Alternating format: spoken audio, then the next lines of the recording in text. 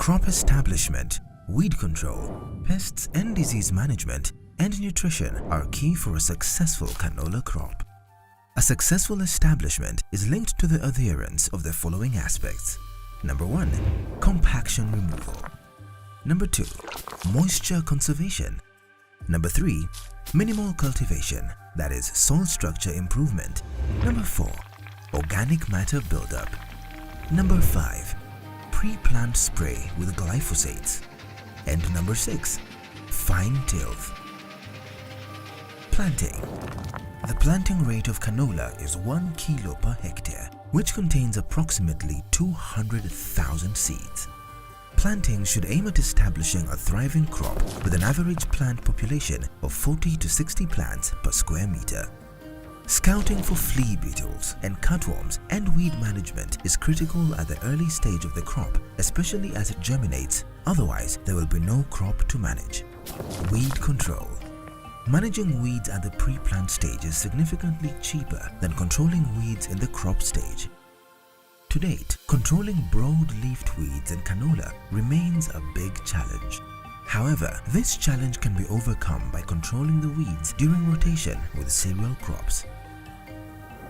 Nutrition. Canola is a hungry and thirsty crop. Failure to supply the plant with the required nutrients leads to low production.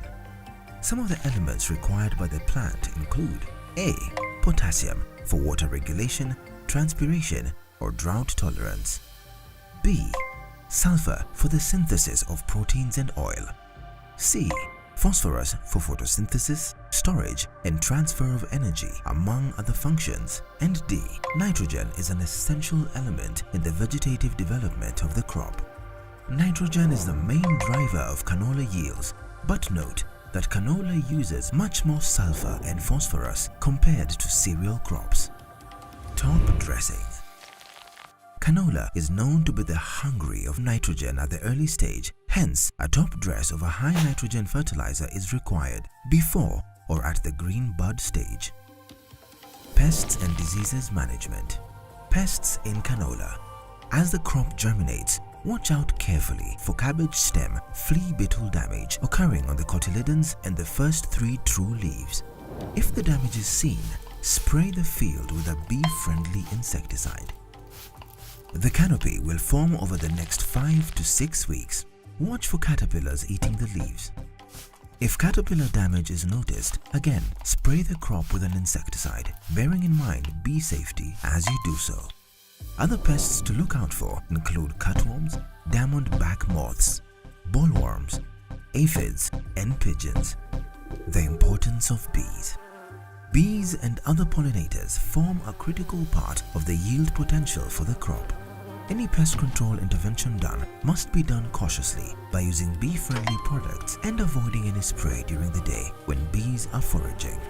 Avoid using broad-spectrum insecticides which kill bees and other beneficial insects. Disease control.